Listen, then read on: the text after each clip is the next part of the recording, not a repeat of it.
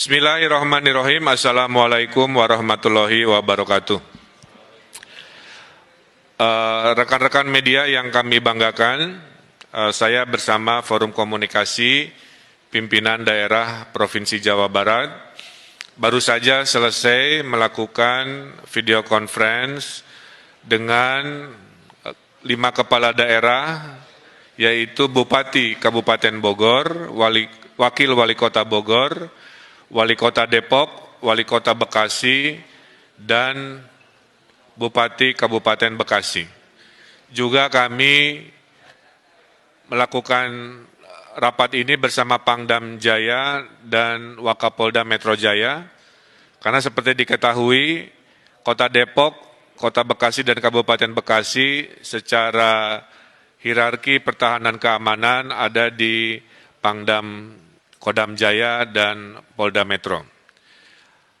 Yang pertama ingin saya sampaikan bahwa Menteri Kesehatan sudah mengirimkan surat persetujuan kemarin sore yang menyatakan bahwa 5 wilayah di Provinsi Jawa Barat itu disetujui untuk melaksanakan PSBB, ya, pembatasan sosial berskala besar.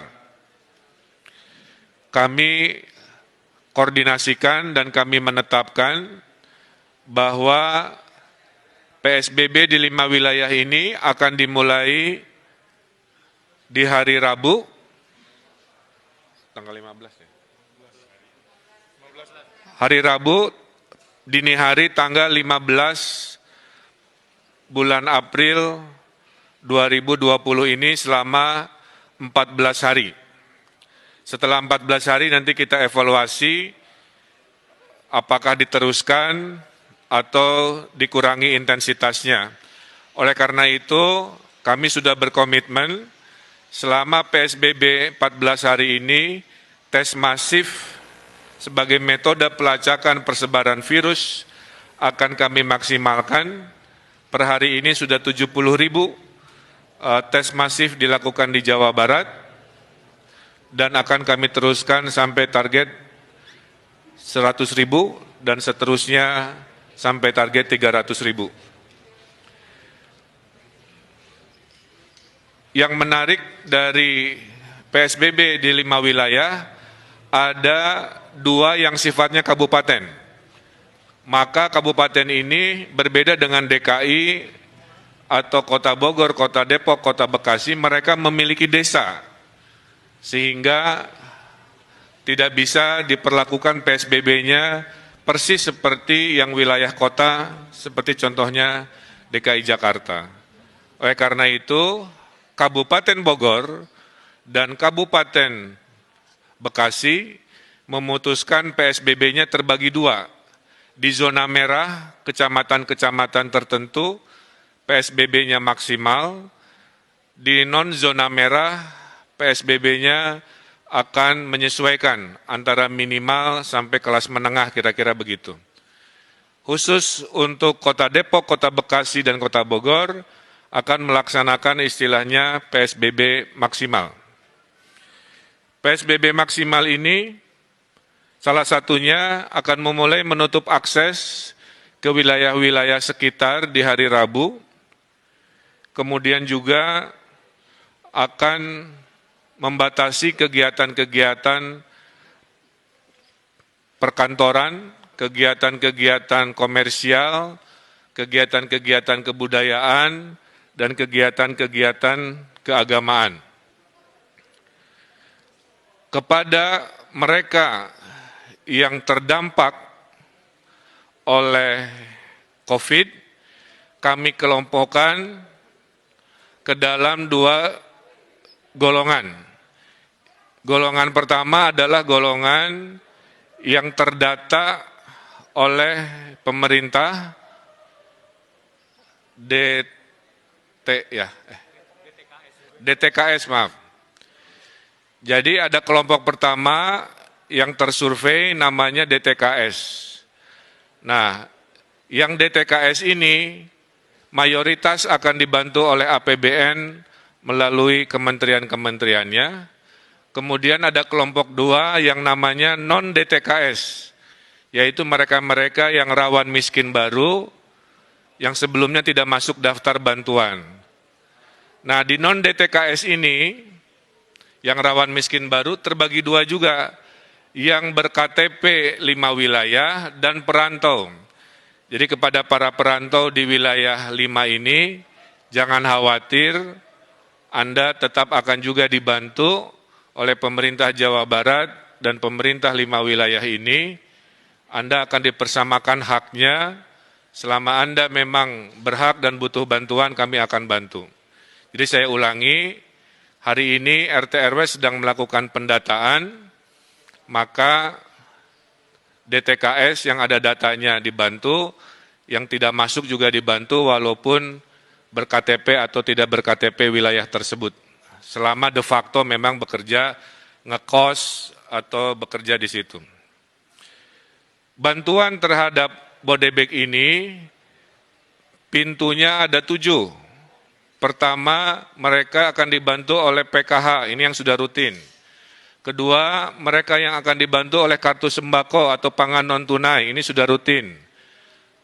Ketiga, mereka akan dibantu oleh kartu prakerja untuk pengangguran dan yang kena PHK. Keempat, mereka akan dibantu oleh Presiden lewat bansosnya 600.000 kali 3 bulan.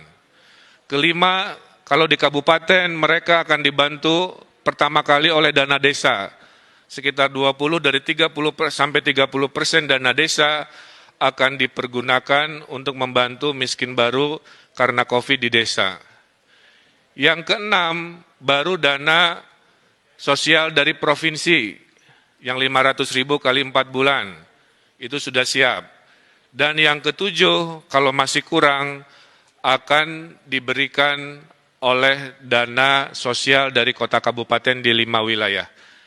Jadi para RT RW saya himbau untuk segera melakukan kajian ulang, mensurvei ulang, jangan sampai ada perantau karena alasan tidak berKTP di sana, tidak dihitung sebagai yang dibantu.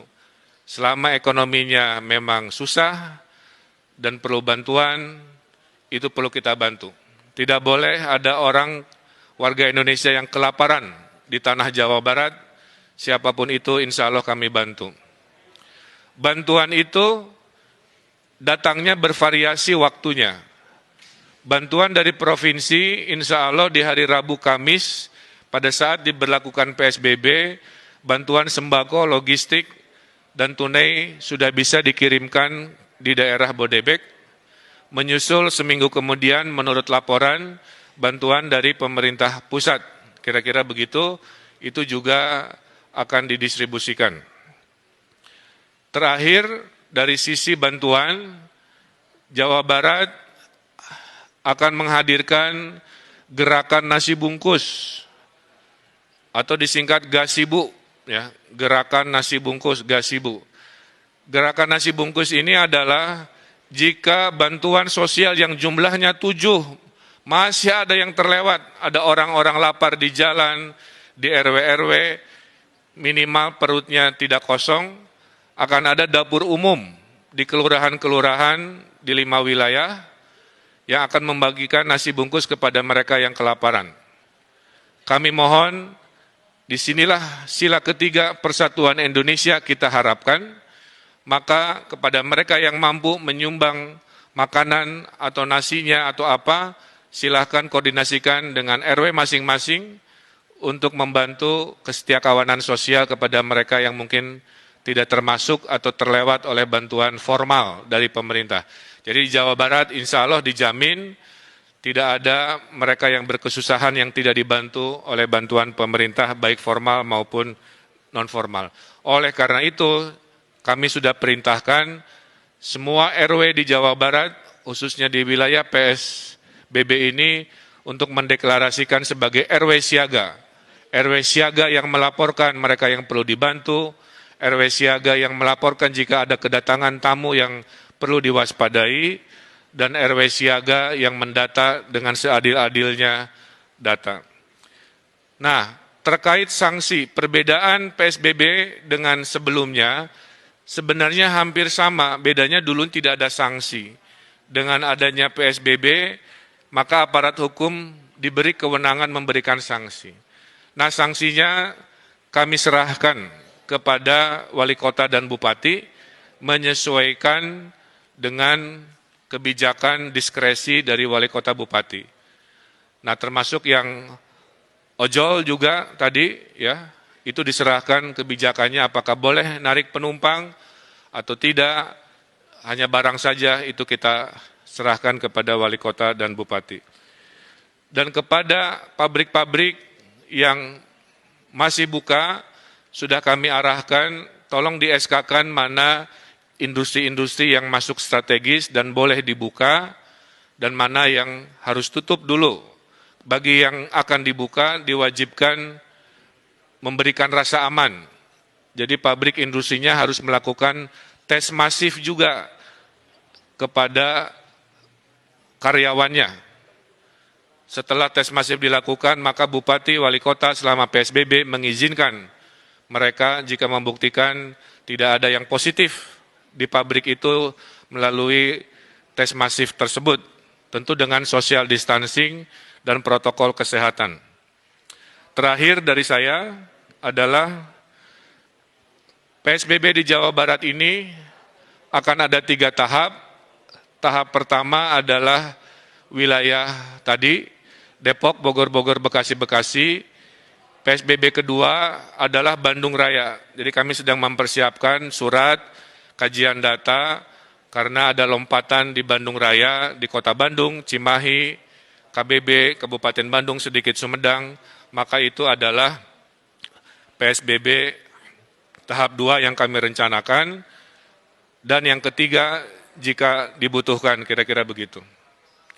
Nah, Bapak Ibu yang saya hormati, saya tutup dengan sebuah semangat bahwa penyakit COVID-19 ini ada 3 benteng pertahanan. Benteng pertama adalah benteng pencegahan, social distancing di situ, PSBB di situ. Ini mudah dilakukan tapi juga susah jika kita tidak taat dan tidak disiplin. Kalau jebol benteng pertama karena tidak disiplin, masuklah benteng kedua yaitu pelacakan. Dengan pelacakan kita tahu di mana klaster-klaster penyebaran virus. Kalau pelacakan gagal dan jebol, baru benteng terakhir yang kita punya yaitu benteng perawatan terhadap mereka yang sakit.